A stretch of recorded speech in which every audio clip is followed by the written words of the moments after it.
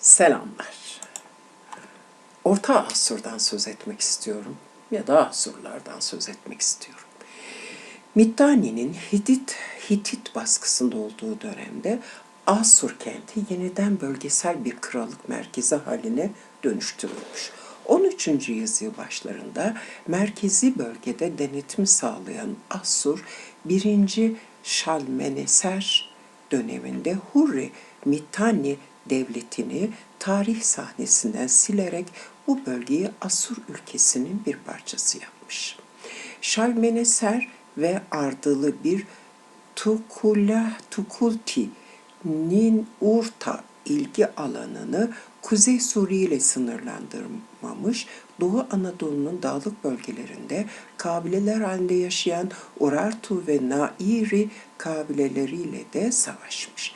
Adları kayıtlarında ilk kez bu dönemde anılan Urartu kabileleri sonradan yüzyıl ortalarında Van Gölü çevresinde Asur'a rakip olarak olacak güçte bir devlet kuran Urartuların atalarıymış.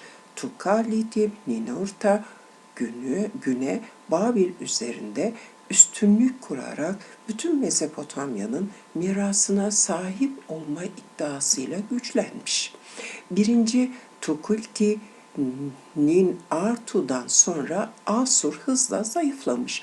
1200 yıllarından itibaren Akdeniz Havzası, Ege, Anadolu ve Mısır'ı etkileyen büyük göç dalgaları Mezopotamya'ya ulaşmakla birlikte burada da dengelerin bozulmasına neden olmuş.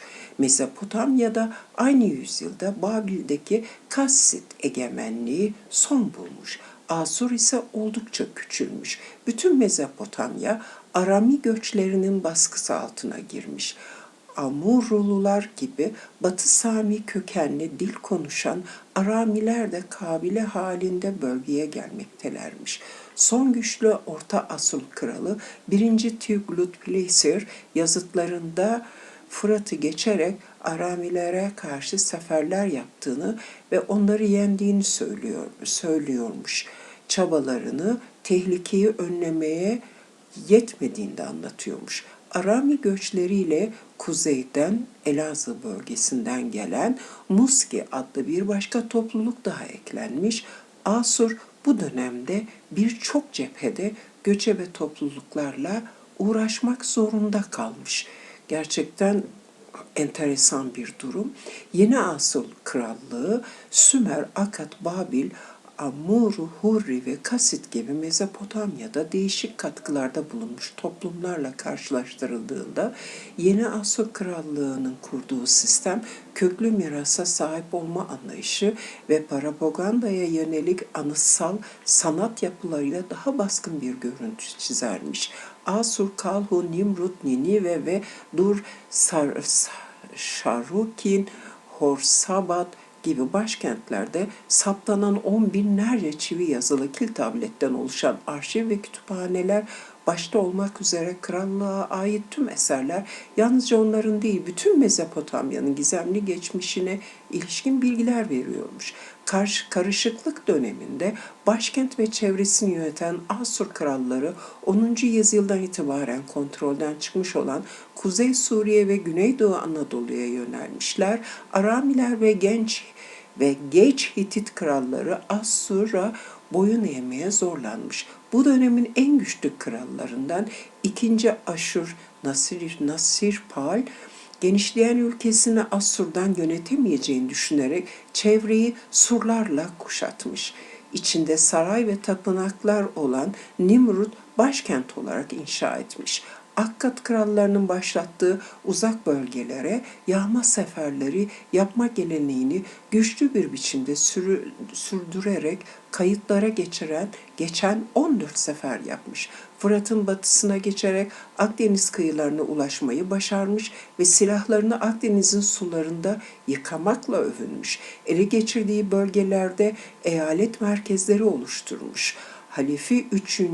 Şalmeneser zamanında da ülkenin batısındaki yerel krallıklara karşı güç gösterisini arttırarak sürdürmüş.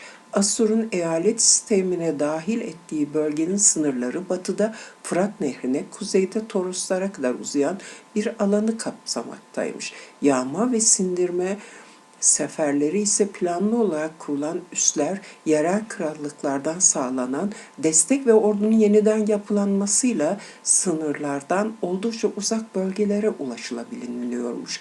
Bu amaçla belirlenen yeni hedefler arasında Doğu Akdeniz kıyılarındaki yerel krallıklar, batıda Çukurova ve Orta Anadolu, kuzeyde ise Torosların ötesinde gelişmeye başlayan Urartu devleti de varmış. 3. Şalmaneser 34 yıllık saltanatı boyunca en az 34 sefer gerçekleştirmiş. Çukurova'nın batı bölümündeki Kue, Toroslar ve kuzeyinde egemen olan Tabal ve Melit, Malatya, Aslantepe gibi geç Hitit krallıklarını haraca bağlamış. Asur baskı ve yağmalara rağmen ülkenin güneyinde Babil, kuzeyde Urartu ve doğusunda Medler rakip güç olarak varlıklarını korumuşlardır. Urartu 3. Şalmaneser sonrasında Asur'un zayıflamasından yararlanarak 800 yılın ortasına kadar Ön Asya'nın bütün büyük devletlerinden biri olmuş. Eyalet valilerinin ve yerel krallıkların isyanlarıyla başlayan zayıflama ve gerileme süreci Asur tahtına 3.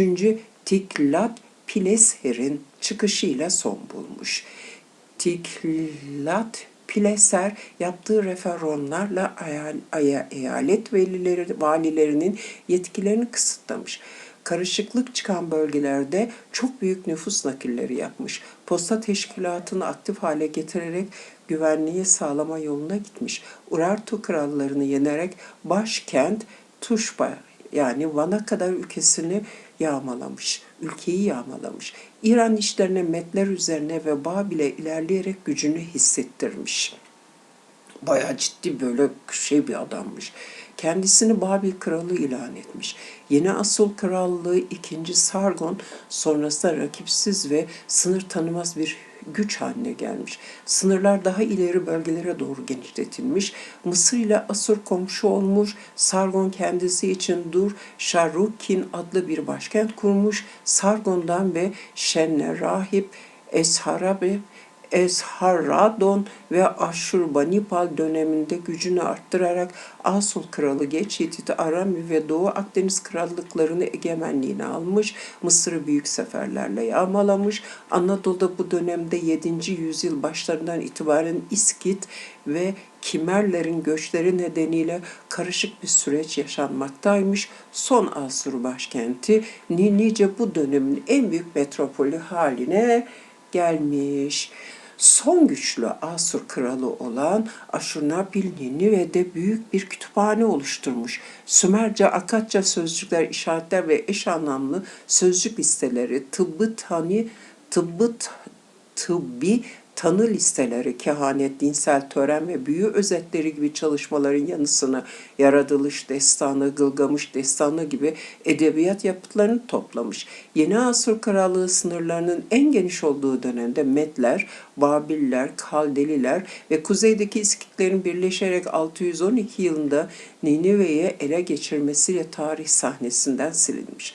Asur'un yıkılışı Mezopotamya'daki geleneksel yönetim biçimi ve köklü kültürler bağlamında tümüyle bir yok olma değilmiş. Olay daha çok siyasi iktidar ve gücün Ninove ve Babil'e aktarılması gibiymiş. Asur kralları büyük kral, güçlü kral, Asur ülkesinin kralı, yukarı denizden Akdeniz, aşağı deniz, Basra körfezi kadar olan bölgenin hakimi, dört bir yanın kralı ve evrenin kralı gibi ünvanlarla tanınırlarmış. Bu ünvanlar kralın mutlak otoritesini göstermek amacıyla egemenlik alanı, ordunun gücü ve vergi alabildiği bölgelerin sınırlarına bakılmaksızın kullanılırmış.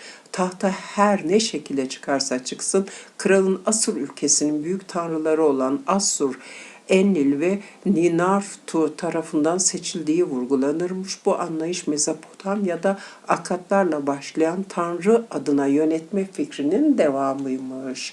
Bayağı uzunca bir anlatı oldu. İnşallah sabırla sonuna kadar dinlerseniz bir başka anlatıda buluşuncaya kadar hoşça kalın.